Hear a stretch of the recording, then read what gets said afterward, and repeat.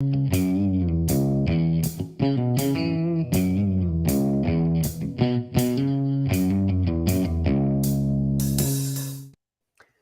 all right. Welcome back to the Survival and Basic Badass Podcast, Kevin and Chuck. Today, well, we're going to talk about what the founding fathers really thought about freedom. Um, a lot of people, have different ideas, different opinions. We hear a lot of things. I know that people suggest that the schools may be trying to rewrite history a little bit, change things out. Um, what's weird is it seems like you can pick and choose which parts of history you want to show. So even if Kevin and I are doing that today, I would like to point out maybe this will give you kind of the other side. Hopefully, we can fill in some of the gaps. And if you find things contrary to what you've been taught, then you might want to go do some research and find out who's right.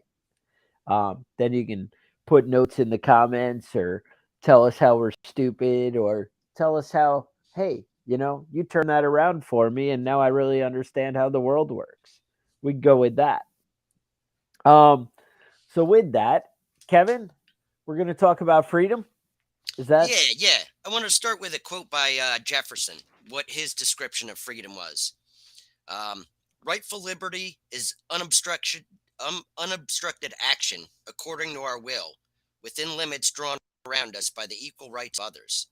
I do not add within the limits of the law, because law is often but the tyrant's will, and always so when it violates the rights of the individual. So I think one of the things that we should start out with talking about um, is democracy versus republicanism. And it's true that a republic is a form of a democracy, or, it's a type of democracy. Not, there are different kinds of democracy. Um, but a pure democracy is the rights of the majority is paramount over the rights of the individual. In a republic, it's not exactly that way. A that's good right? republic should protect the rights of the individual. Right. The largest minority in the country whose civil rights we need to pay attention to is the individual. The individual person. Not specifically a type of people, not like all white people or all Christian people, but the individual that might get sidelined by these bigger groups. Right. I think I heard it best described as, I mean, they say a representative republic, and you can go into all the different terms and whatever. Well, that's not really, whatever. What's the one quote where, where they asked Jefferson, and he's like, it's a republic if you can keep it, or something along that line. Anyway, what type of government we have, right? But anyway, a representative republic, the idea would be a representative republic is basically a democracy limited by the confines of the Constitution. So there's a framework and an outline that can't be deviated from, which is the Constitution. And then it's kind of a democracy beyond that, if that makes sense. So there's a framework and an outline of basic things that kind of are overruled. But like Kevin said, it's a government's job, a good government, to protect the individual, to protect the people. And I mean, that's who it's serving. Because mob rule, guess what? They always kind of comes down to if Kevin has pie and there's 10 of us and Kevin doesn't want to share pie, then we're all going to vote that Kevin doesn't get any pie Hmm. and the rest of us are eating good. I mean, that's just the way the world works. And you end up with kind of ridiculousness when you go down that road. Um, so one of the things that kind of really caught me with our original founding when I was doing the research, and I had come across this years back actually, and kind of that found it a little bit fascinating. But originally in 1744, when the colonists were kind of dealing with the Indians a lot, there was a Iroquois chief Canas Canasatego, if you can get that one right. Canasatego is what I'm going with. I don't know if I'm right. And basically, what he talked about was, I think at the time there were five Indian tribes, and they end up making it. It ended up becoming six. But at the time, it was five Indian tribes, and they worked as completely individual tribes. But then on the flip side, would work together towards common defense and a couple of things. And originally, at that point, when they discussed separating from England early on, in very primitive discussions, the idea was always going to be that they would make 13 separate countries. Hmm. And that's usually how things would have worked. It was kind of a new idea for everybody to come together and still be independent. Now, obviously, that idea didn't hold as well as I would have imagined or thought that it would, because it really was set up to be very loosely governed by the central government and very separate individual rights of the states. And obviously, we kind of formed into one very united, very, you know, all lockstep kind of thing. And I think that's kind of changed over the years, but it's been that way for a long time, I feel like. So anyway, so the idea was the Indians would work together for common defense. Couple of big things. The quotes that I had from them were actually, so Ben Franklin got together with them and they discussed a lot of it. And Ben Franklin wrote the Albany Plan. And the Albany Plan actually ends up developing into the Federalist Papers. Hmm. And there were other, the Federalist Papers got expanded and a lot of guys had a hand in writing the different things. But the idea was they would have let me see, an assembly of lawmakers elected from each of the colonies with seats allocated among the colonies according to the population. And he insisted on including provisions, well, that would protect the Indians, which was kind of neat. That, he had the little throwback, providing and mapping Indian boundaries, separating all that. But so sorry, I know I'm falling apart here. Shall enjoy and retain as much as it may think fit as its own president. All right. So each state would keep as much of their laws, rights, and privileges as they wanted to, and they could adapt as much of the federal philosophy as they wanted. Each state retains sovereignty, freedom, and independence, and every power, jurisdiction, and right which is not by this confederation expressly delegated to the United States. So that's basically the 10th Amendment right there. Hmm. And that's one of the things. But that was originally the plan of you being free and independent. And I Hmm. think that we've gotten very far away from that. And that was the states being free and independent of the federal government. Um, Kevin, you had some take on that. Yeah, I wanted to step back a little bit and talk about what what people were really upset about with the British government. Obviously, if you read the Declaration of Independence, they gave a whole big list of all the stuff they're pissed off about, and that's great. All those things are important. One of the things that they don't mention they don't go into depth about is the Great Bengal Famine of 1770. A lot of people don't know about this. This was in India. Now, most of you guys have heard of the East India Trading Company. It was a extremely wealthy corporation that um, was was endorsed by the British government. And basically, what they did is got so wealthy that they just started buying up all of India. Um, they started out as just trading posts to collect tea, but then they moved into buying up all the land where the tea was grown, and basically owned a large portion of southern India. So there were a famine started in the end of 1769, and about 7 million people starved to death. The British government and the East India Trading Company didn't have anything to do with. They had no interest in keeping those people from starving to death. It didn't help out financially for them. Um, so they just let all those people starve. So it was about 7 to 10 million people died there, uh, just because they wouldn't help their bottom line. They actually ended up losing 174,000 pounds just from the loss of workers. So they had no interest in saving those people.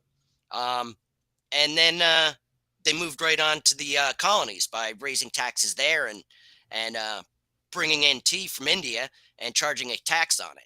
And that everybody just like, did you just see what happened in India? All those people starved to death and nobody did shit about it. Yeah. So it was one of those things where it's like, you know, why would they treat us different? Why are they gonna keep us uh, from having a right for representation? And and we're gonna expect that they're not gonna treat us the exact same way they treated the Indian people. So, that's basically what started the Boston Tea Party. Um, Now, interesting thing about the Boston Tea Party was the Sons of Liberty. They dressed up as Native Americans, went out there and threw all the tea, raided the ships, and threw all the tea into the harbor. Uh, they didn't actually kill anybody or beat up anybody or cause any damage except for one Tea. padlock that they broke, Oh, which the next day they replaced it. They brought a padlock to give it back to the guy for smashing their padlock. All the nice. tea, yeah, all the tea that was on your ship is thrown in the ocean, but that padlock, they felt bad about that. Hey, a Um, good lock. That's probably, yeah, it's important stuff, man. But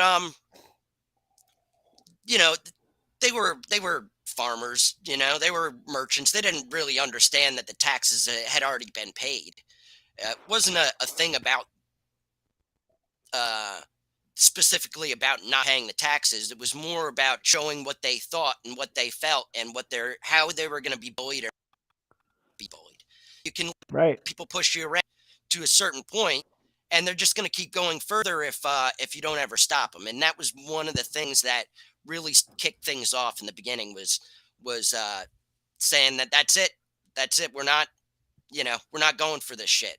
And they drew a line in the sand. And you could say the Sons of Liberty um, you know, were a violent gang, but they weren't necessarily all that violent. They were a little bit extreme for the day, but not really violent people. They were protesters. Yeah. No, exactly. It, I, I don't know. I think it's kind of like I always go through it at work. People are like, "Wow, you said those mean, hurtful things to your boss, and you're kind of a jerk and whatever." Hmm. But it's you feel like you have to push back. You know Right. what I'm saying? Like if you just keep letting them get away with it, you get into trouble. So what I mean by this is my immediate boss is like pretty passive guy, and wherever he gets any kind of resistance, he just kind of backs down. So his managers are like, hey, your guys are all idiots and they need to work twice as hard for half the pay. And if we don't say anything and give him, I have to make it more uncomfortable than his bosses make it for him. Right. You see what I'm saying there? And Yeah. that's kind of what they were doing is, hey, if we don't give any pushback, we're not going to have They're just gonna any keep kind of taking and taking. standing. They're Yeah. going to keep taking. And that's the thing, as long as you keep those checks coming in from, our colonies, and Hmm. the British had a way of doing that. It's been a pattern, you know. Hmm. It didn't happen all at once. It was, hey, how can the colonies benefit us, not how can we benefit the colonies? Right. Now, I am sure you can make an argument, well, they were sharing Jesus, and there was some of that going on. Right. And I mean, I even Dinesh D'Souza wrote that book, What's So Great About America, and he talked about India, later on, and how the British, when they colonized it, it actually kind of civilized and made India more productive of a country. I'm not sure that makes it a better country, but it was more, productive. Hmm. And a lot of people in the new world embraced the new world, whereas people didn't like the change. So I'm not saying that all the colonization was just horrible for everybody or, any of that. I'm just saying that there's, a little give and take. There is two sides to the story. Hmm. Right. Um, it's funny when we were looking up the quotes for this. I kind of thought Thomas Jefferson was going to be my go-to, and like I was like, oh, everywhere, everything I look up, and I have a book of like I think it's called Quotable Jefferson, and I'm Hmm. reading all his quotes, and I swear they just wrote down everything he ever said. They were Right. like, oh, well, he wrote this paper, so I took this paragraph, and put them all in there. I'm like, yeah, that's not really how that works, but Hmm. anyway, Thomas Paine is filled with awesomeness, is all I can Hmm. tell you when it Right. comes to the revolution. And I think the reason Thomas Paine had so many inspirational quotes that kind of rest well with the heart of the patriot, right? Hmm. Like we're all like, yeah, hey, I don't know. He just had all the quotes that were great. I think the idea is one, he's a passionate preacher, right? Trying to Right. inspire people. Hmm. But that's the thing. His job, his role in the revolution was to write documents that got people fired up. Right. I mean, An and so that's it. instigator. So Yeah. he was right there looking for it. Yeah. And I was kind of going through him and I was like, man, he has like all the greatest quotes. And one of them that, kind of hit home was when all the rights are taken away, the right of rebellion is made perfect. And Right. how true is that? Like in modern day now, I just feel like more and more you're like, I have no rights. It kind of Hmm. goes to that basically where they outlaw everything so then they can kind of manipulate you and push you. We have that whole pistol brace thing going on right now where they're like, oh, it was legal yesterday, but you're a felon Right. today. And Just that's kind of the thing. just It's a like, little bit. Just you a know, little inch. Just that's all they're asking, Chuck, is just an inch. and if you don't stand up and push back, you end up exactly, where the founding fathers were, where they feel like they're pushed in a corner. And if I just don't say anything, well, then tomorrow they're going to be like, well, we just changed the definition and took away the pistol brace without a law. How about we just outlaw semi auto handguns? Because Hmm. we'll just change the definition Right. and make it an NFA item or do Hmm. whatever, it is they do. And that's kind of the thing. If you don't have that resistance, and that's one of the things that kind of turns me, back to the Second Amendment, right? Because you're like, they just keep taking, Hmm. and it always, yeah. There was a quote from James Madison. He said, "The greatest danger to liberty is from large armies, and they prevent the necessity with us. We can prevent the necessity for a large army by having a large state militia and having a militia made up of the people." Right. And that's the thing. The idea was supposed to be that there's no real controlling federal government. I mean, that's when you read what Madison had written in his bigger documents, was the idea would be we're all part of the whole. We make up the whole. The whole is not separate from the states. Right. And that's what it's become. I mean, it definitely, we have a federal government that is not in any way connected to the states. I know, you could tell me, well, no, Chuck, there's a bunch of representatives. We elect them, we send them to government. But I'm talking about the giant body, the EPA, the Homeland Security, the FBI, the CIA. It's not made up of the states. It's Right. made up of a big overreaching power, right? And to be honest, our representatives, once they go to Washington, they seem to kind of get sucked into the whole.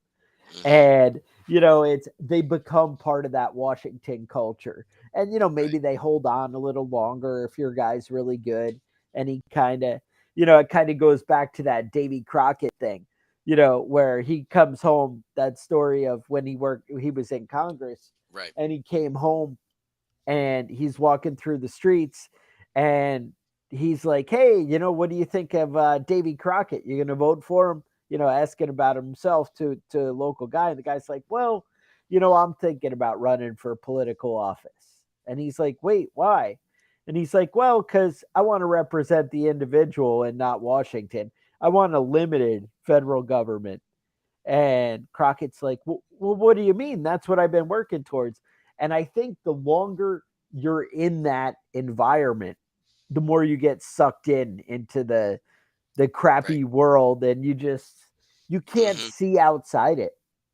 And that was the big thing. And Madison was a big part of that. He's like, look, you need to have, a federal government that's made up of the whole and not, its own entity. I'm Hmm. just saying that's something you might Right. want to look into. I know you got something there, Kevin. I see it in your eye. Well, I wanted to run down one more Jefferson quote here. All right. This is what he originally wrote for the Declaration of Independence. Um, we hold these truths to be sacred and undeniable, that all men are created equal and independent, that from equal creation they derive rights inherent and inalienable, among which are the preservation of life and liberty and the pursuit of happiness. I think it was rewritten by Ben Franklin and a couple of the other guys um, to what we see as like normal now, or what we're used to now. Um, but I think that statement is it's pretty powerful when you think about the idea that God gave you these rights. You know what I mean? It's man that's taking them away from you, Right. and it's not something that can be given away without your consent. You know what I mean? You can use your Franklin touched it up. Yeah, but you can use your you know you can abide by the law, and that's you know appropriate an appropriate thing to do. But at a certain point, those laws um, those laws become an infringement on your rights. There's not a whole lot you can do anymore without the permission of the government. You have to pay a tax. You have to pay. You have to get a permit. You have to have a license for that. You can't do it without getting permission from somebody. And that's really what it is when when they charge a fee to do anything. That's intended to prohibit you from doing that thing. Right. At a certain point, the cost of those things prevent most people from doing them, and it really funnels the power of the people into the hands of a few But instead that's of everyone. exactly. That's why, we tax cigarettes, right? To discourage Hmm. people from smoking. Isn't that what they Tax told alcohol. us? Hmm. We tax alcohol because those are bad habits. So we'll Right. tax you to discourage it. Hmm. Um, and then they always try and paint it. Oh, well, we'll tax healthcare, or whatever. Right. Yeah, everything's taxed. I think a lot of people don't really get the idea of those fees. You know what I mean? They think, well, it's just the cost of doing business. Well, it shouldn't be the fucking cost of anything. You know what I mean? It's your right to do those things, and but you don't have that right, not unless you pay them their money.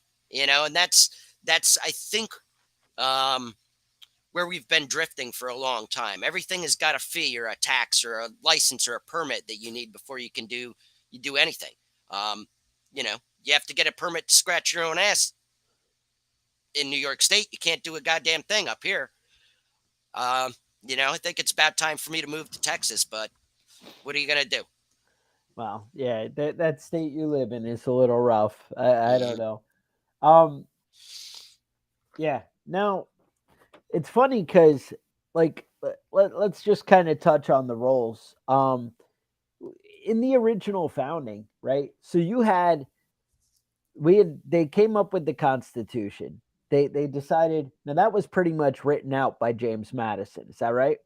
Hmm. Madison was kind of the guy who they went to him, John Adams and Sam Adams, who else? A couple other guys went to Madison and asked him, like, hey, Hmm. George Washington, and we're like, hey, you could, it would be great if you penned it. One of the things a lot of the guys came back after it was done was like, hey, we need a Bill of Rights. We need Right. something that just outlines, hey, these are rights of the individual. And Madison was like, hey, you need to, they're already covered. It's obvious. He was one of the, Hmm. it's obvious that the rights of man should be protected and whatever. But having it spelled out, I feel like was such a huge advantage for the people. It made such a difference. I don't think there's anything better than, having that outline. So where it originally came from, George Mason was from Virginia, and he had written the Virginia. Let me think of what it was called, the Virginia Declaration of Rights, Hmm. and basically Madison took that and kind of worked off of that, um, and separated it. And that's really, those rights defined and shaped our country. Obviously the debate, I mentioned, that whole stuff I read earlier when I was a little confused and lost about, reading about, yeah, now it eludes me again, the Albany plan, sorry, Right. with Ben Franklin. But the idea that the federal government should be very limited and does not have all the power. It's funny because in my earlier thinking and understanding of government and how government works, I always used to think that, the Bill of Rights and all that would limit the federal government, but had no right to the states. But, the way it's worded, the 10th Amendment, is any power not given to the federal government inside, the Constitution is given to the states. Well, the Bill of Rights is in the Constitution. Hmm. So that Bill of Rights should limit the states. So the states should not be able to limit your free speech. The states Hmm. should not be able to limit your guns. The state should not, because these are rights of man that we decided as a whole needed to be protected by the federal Right. government. And to be clear, a lot right off the bat, those that Bill of Rights was not very important to a lot of people for a long time because those were things that we all just agreed upon. Obviously, you have a right to free speech. Obviously, you have a right to whatever religion you want to practice. Obviously, you have a right to to a representation. Um, obviously, you have a right to do these things. Uh, Right. there's not there are almost no court cases um, that reference the Bill of Rights before the 1880s. Almost 100 years it went before anybody even said, "Hey, wait a minute, this is infringing on my rights. The rights Right. given to me by God, the rights enshrined in the Constitution." Um, a lot of people didn't, I mean, it was just standard. Obviously, Right. you could do these things. It wasn't until 100 years later of the federal government growing and growing before they really started to try and strip these rights away. And they're still working on it now. And luckily, we have it in the Constitution because they're left and right. They're inhibiting your free speech. They're trying to at any rate, That right? sounds right. So maybe it's not as widely believed today that we Have rights. Any should have rights these at all? rights, right? Yeah. But it's a good thing we have it and if you look at a lot of places, even Canada, which is a pretty free country, they they can dictate not just what you can't say, but Right. things that you have to say. Right. you know you have to refer to people by their pronouns because it's the law. You know what I mean? That's the Yeah. law. You have to do that. And it's one thing to say you can't, scream fire in a crowded theater. It's You another know that, thing altogether to say that you have to say these things. right? But did you know that that was overturned? It turns out that that's not a law, that you Oh yeah. can scream fire in it. Yeah. So that was actually a court case, and the judge brought that up. Hmm. I believe it was in the 30s, but it turns Hmm. out that was overturned, and they were Oh like, really? "No, that's not true." So we can say any Yeah. crazy shit that So we you want. could say any crazy shit. Don't let them bully you, Kevin. All They right. can't put a boot on your throat. All right. All right. I'm not going for that shit. Uh, Now, just as a side note here, while we're talking about the Constitution, um, the preamble of the Constitution was written by Governor Morris. Now, Governor was not his title; that was actually his first name, Governor Morris. He wrote the preamble of the Constitution, and he's also the guy that wrote the entire Constitution, with a quill, with a pen. He's the one that actually wrote it out on paper. Okay. Um, so, interesting fact though, he actually died by sticking a whalebone up his penis. Sometimes you have to jam Who things up hasn't your done that? urethra. Right. Yeah. Exactly. So apparently he had an STD, and so he hollowed out a whalebone and jammed it up his penis so he could pee, so he could pass urine because his it was so swollen, it was swollen shut.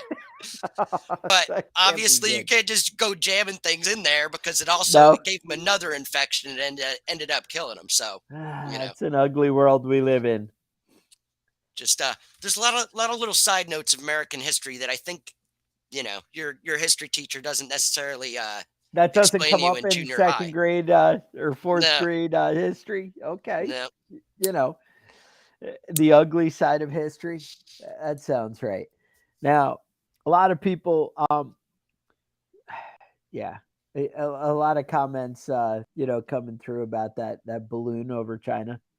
yeah. Have you seen that, or did you have any more quotes or anything you No, needed I to get think we in can here get into first? this balloon. All right. So, as far as I know, I haven't looked it up this morning. That balloon is still flying. Yeah. I believe it is over the great state of North Carolina at the moment. Is what I heard. I heard it was Really? gonna That's a roll big through distance. there It was in this morning. Montana yesterday morning. That sounds right. But yeah, I can't even imagine. And when I look it up now, obviously the first I heard of it was really yesterday. I guess the day before in the evening was maybe when, When they it first kind spotted of it. they first well, when they first talked about it. But when I watch news stories, they're like, "Oh, they've been monitoring it for several days."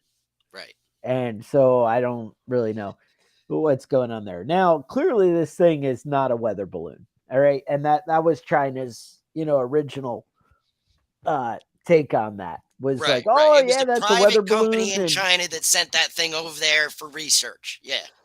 so I gotta say, first off, we're ridiculous, right? How have we not dealt with this? Yeah. Um, yeah, somebody showed a clip on like TikTok or something. Was like, Batman going through with the balloons. Remember, he had that Uh-huh. plane and he's scooping them up and grabbing the cables. And they Yep. were like, "See, we could have done something." Batman could do it. Batman did it. And that was the thing when you watch that Pentagon brief about it, they talked about um the we it had a big payload and we didn't know what it was. Right. And I don't really understand that, but because how do we not know things, you know? And he was like, "Well, if we just drop it, we don't know it. There could be chemical." He said all kinds of crazy stuff, like it could Yeah. be anything. Yeah. But the And truth of the matter is it's several hundred pounds worth of steel. And if you drop that over Montana, it'll just get all smashed up and they won't be able to figure out what it is. and They that say could they be don't want to drop it and it will land on people, but the truth is there aren't that many people out there. They could drop it and right. you got a 99.99% chance that it ain't gonna hit anything. Right. Maybe a Well, the cow, thing but is, that's you about can it. plan it, right? You Right. plan when you're going to drop it. That's the whole Hmm. idea, right? So it's going over, you know, populated areas maybe now, but it Hmm. wasn't going over populated areas Right. before. You know, And the truth is that the Chinese government can direct which way it's going. It's not just like floating on the winds. You know what I mean? Yeah. It and be moved. So I don't know why China just hasn't offered to move it off the coast and Well, then let us shoot it down. I mean, it's just a research balloon, right? Shouldn't it? right. Shouldn't matter. Why are Right. they concerned about it? Yeah. I don't know, man. I don't think they want us to see what's hanging from that balloon. I I think yeah, well, I think that. But if we had rolled a big surveillance balloon over China, how would that have gone? Would Yeah, that still be flying today? Do you yeah, really believe in your heart that right now that balloon would still be flying if it was over China and it had an American flag on the side? yeah. I'm going to have to go with probably not. Hmm. Now, do I think that whatever the hell pictures you can take from a surveillance balloon, you probably could have taken those pictures from a satellite? Right. Yeah, I kind of do believe that. Hmm. And do they spy on shit all the time? Do they not send people wherever? Who knows? But I wonder if it flew over that big complex in Utah. Yeah, Uh, I know they're saying it probably go over Fort Bragg if it comes down now. So I don't know. And mysteriously, it's gonna like turn and go up over DC. yeah. I'm like, yeah, like the winds, the wind got it. Who knows? But so anyway, I digress. So they have this whole thing. They're watching it. We're all worried, whatever. I mean, I don't think we're really worried. But my thought is it's China testing us. Like, hey, what are they gonna do? Hey, how much of cowards are they? You know? That's really the idea is how weak is America? How much can we push them? Keep putting the screws to them, and they're gonna just keep going along with it. Right. I Right. mean, that's the bottom line. Well, who was it? Who was supposed to go on a meeting over to China and then canceled his visit? Like that was our. Yeah, We our got big back at you. stand We're up not to going to them. come over and say hi. Yeah, Yeah. No.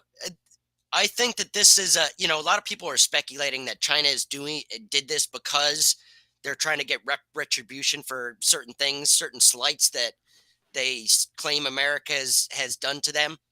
But really, this just makes the Chinese government look pretty foolish and incompetent. You know what I mean? does it or does it just make us look like yeah they are the Well, not cowards us we not thought doing they anything were? about it Yeah, seems pretty stupid.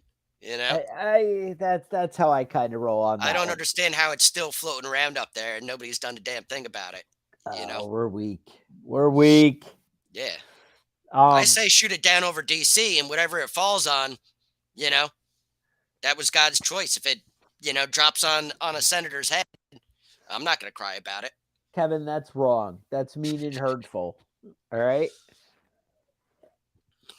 What are you going to do? All right. It's an ugly world we live in. Well, so hey, I'm not listen. advocating the assassination of senators, just to be clear. I'm not advocating. I'm just Thank you. saying I wouldn't Because there feel is bad if any video. of them died. There is video of this. Well, I don't think as Americans we're obligated to feel bad. Like, how Hmm. much does the average American really care about anything? I I don't know. mean, Unless it's I avocado only have toast. like a certain level of care. Speaking of avocado toast, I'm watching a TV show the other day, and they're like, "Oh, well, all the avocados are controlled by the cartels," and I'm like, "That can't be right." Turns Hmm. out the cartels control all the limes and avocados. Did you know Yep. this? You knew Yeah. about this? Yeah, I knew about this because you know what I mean. You can get a certain percentage of Americans that are going to get into the cocaine and the heroin, you know, but you can't control all the people with that. You have to get into the avocados and get those health nuts on there too. You know what I mean? Now they can control everybody.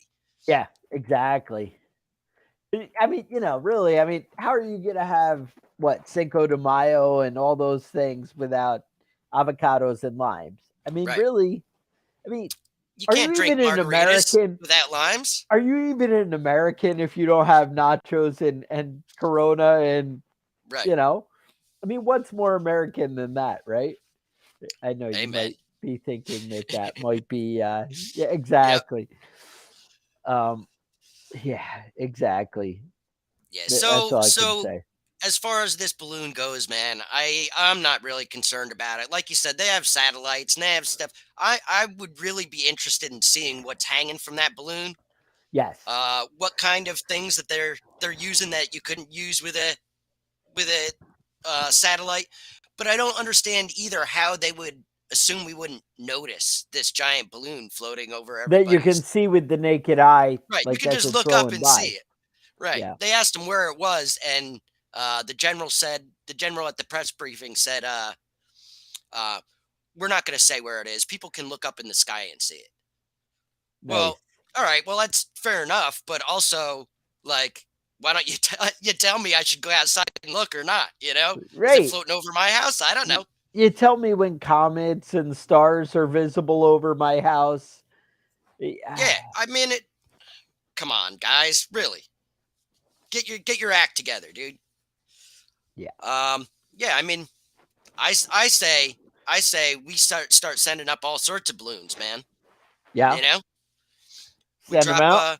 yeah, we could drop we send balloons over China and drop off some papers about Tiananmen Square, or give them some of that information that they're not allowed A to know bunch of about. pictures of Winnie the Pooh. Winnie the Pooh, yeah, leaflet that motherfucker. Drop it out there.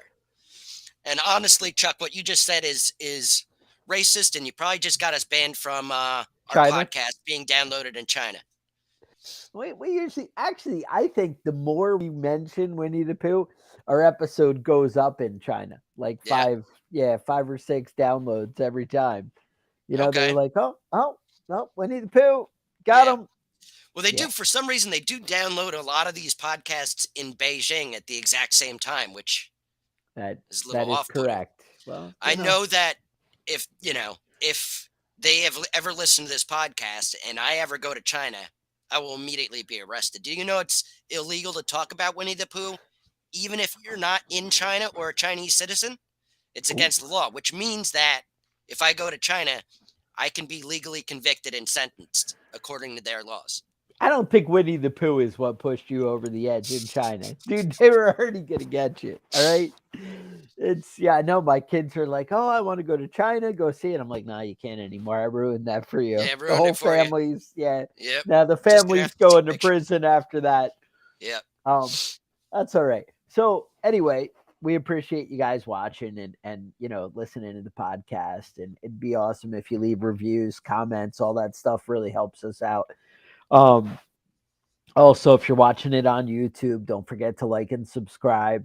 That really, helps grow the channel and take care of it for us. We love doing it, but the more we can kind of grow it and reach everybody, kind of makes it feel a little bit more worthwhile, I guess. Um, so hey, we try not to push or ask for stuff. Just anything you do to help it out, keep growing the brand, give it a share, give it a like. That's awesome. We appreciate it. And hey, the other thing, we're looking at putting together a like virtual summit. And if you know other podcast guys like Mayhem Country Living or other things, obviously I'm going to reach out to Darren over there.